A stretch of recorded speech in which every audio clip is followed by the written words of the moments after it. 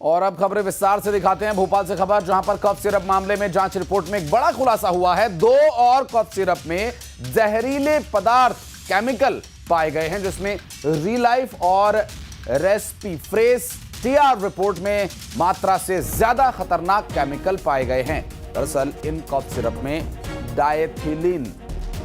Glycol नाम का एक केमिकल होता है, जिसकी मात्रा अधिक पाई गई है। गुजरात में ये सिरप बनाए जा रहे हैं। मुख्यमंत्री डॉक्टर मोहन यादव ने पहले ही कहा है कि 2 और कॉफ सिरप पर बैन लगाया जाएगा और तय मात्रा से अधिक जो रसायन इसमें इस्तेमाल किया जा रहा है, क्या इसकी जानकारी संबंधित विभाग को पहले नहीं थी या इसकी जांच नहीं की गई? जो तय मात्रा से अधिक कॉफ सिरप में डायथिलीन डाला जा रहा है, क्या इसके लेवल पर जांच या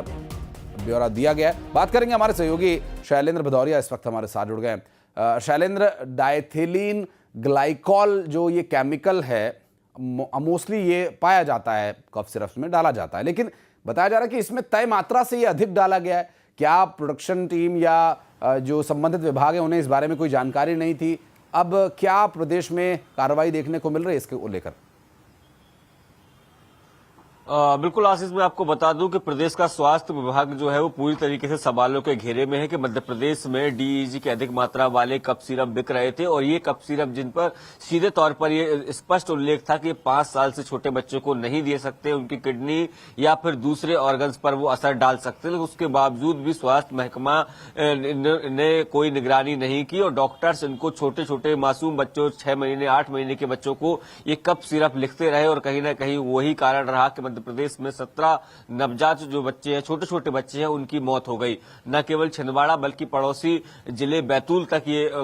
जो है मौत का सिलसिला आगे बढ़ चला है। तो जिस तरीके से अब जो दूसरी अन्य दवाइयां हैं उनकी भी जब जांच की गई तो उसमें पता चला कि गुजरात से बनने वाली 2 कफ सिरप और है जिनमें भी डीईजी की मात्रा अधिक मिली है। डीईजी की अगर मात्रा अधिक होती है तो बच्चों के ऑर्गन्स जो है वो काम करना बंद कर देते हैं अगर वो लगातार उसका सेवन करते हैं। तो ऐसे में जो स्वास्थ्य विभाग है वो लगातार सवालों के घेरे में और यही कारण है कि मुख्यमंत्री डॉक्टर मोहन यादव ने ड्रग कंट्रोलर समेत जो है वो 3 अधिकारियों को कल तत्काल प्रभाव से सस्पेंड किया है। और उसके साथ ही जो कंपनियां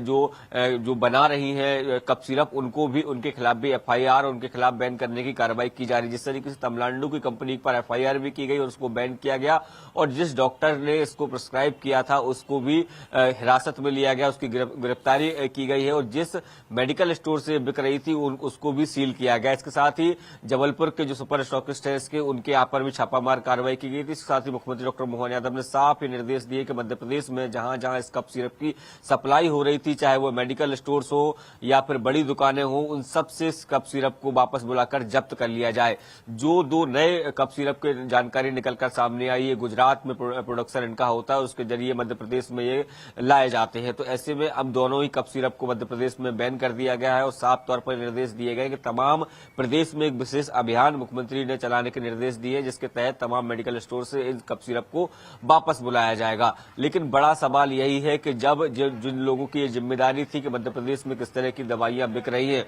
क्या वो दवाइयां मनुष्य के जीवन को हानि तो नहीं पहुंचा रही है, लेकिन उसके बावजूद भी उनका परीक्षण नहीं किया गया बल्कि धड़ल्ले से बिकती रही और यही कारण है कि सीधे तौर पर ड्रग कंट्रोलर को मध्य प्रदेश के मुख्यमंत्री डॉक्टर मोहन यादव ने दोषी माना है और उनको सस्पेंड कर दिया है। अब देखना होगा कितने और लोग हैं जिन पर यह गाज गिरती है, क्योंकि केवल एक दिन की बात नहीं है, लगातार कई महीनों से सप्लाई जो है वो मध्य प्रदेश में हो रही थी। न केवल मध्य प्रदेश जबकि पड़ोसी राज्य राजस्थान की बात हो या उत्तर प्रदेश की बात हो, यहाँ पर भी जो सिरप है उसको बैन किया गया क्योंकि कहीं ना कहीं उसकी सप्लाई दूसरे राज्यों में भी थी और तमिलनाडु सरकार ने भी इस मामले में तत्परता दिखाते हुए उसकी जांच कराई थी और उन्होंने भी ये सबसे पहले ये पाया था कि डीईजी की मात्रा जो है 46% तक इस सिरप में है, जो कहीं ना कहीं जानलेवा यानी जहर के बराबर हो जाता है। तो ये कहीं ना कहीं एक बड़ा सवाल मध्य प्रदेश के स्वास्थ्य विभाग पर खड़ा होता है कि इस तरह की हानिकारक दवाइयां बाजार में बिक रही थी या ये कहे कि जहर जो है वो बाजार में बिक रहा था। लेकिन शैलेंद्र, एक प्रतिबंध की बात कही जा रही है मुख्यमंत्री के द्वारा।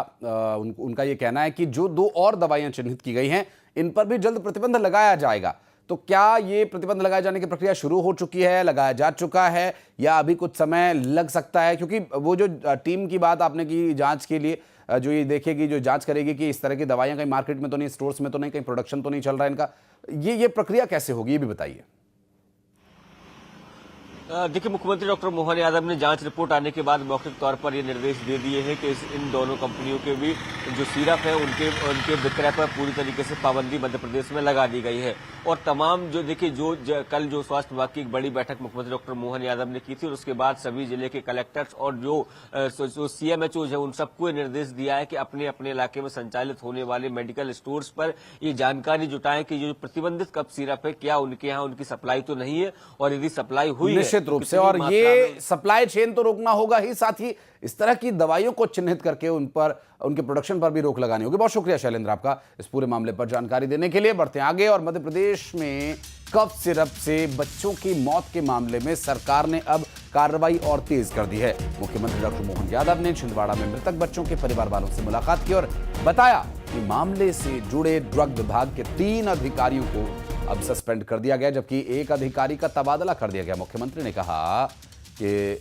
तमिलनाडु सरकार से दवा बनाने वाली कंपनी पर कार्रवाई करने के लिए भी कहा गया है।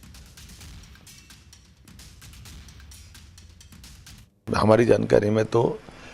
जैसे 19 तारीख को जानकारी हमने तुरंत सैंपल बुलवाए, और 19 अलग अलग प्रकार के सैंपल में से 3 दवाइयों के सैंपल फेल हुए हैं। हमने भारत सरकार को भी सूचित किया, और तमिलनाडु सरकार जहाँ से ये मूल प्रोडक्ट बनकर आया था कफ सिरप का, वहाँ इस पर कार्रवाई वहाँ भी की गई और कंपनी के सारे प्रोडक्ट बैन की। ड्रग कंट्रोलर को हटाया, डिप्टी ड्रग कंट्रोलर को भी सस्पेंड के लिए बताया है, कुछ इंस्पेक्टर ऑफ से लगाकर कई लोगों पे कार्रवाई की है। जिन डॉक्टर ने इलाज किया उन पे भी केस बनाया, जिनकी दुकान से या बाकी चीज़ों को बिक्री हुई है उस सब पर भी हमने कार्रवाई की है। अर्थात कार्रवाई के पक्ष में तेरा मेरा न देखते हुए जो जहाँ जिस प्रकार से लापरवाही बरती गई वहाँ कार्रवाई भी कर रहे हैं, जहाँ समझाइश देना वहाँ समझाइश भी दे रहे हैं, और जिन फैक्ट्रियों ने लापरवाही की उनको सीज भी कर रहे हैं। और मध्य प्रदेश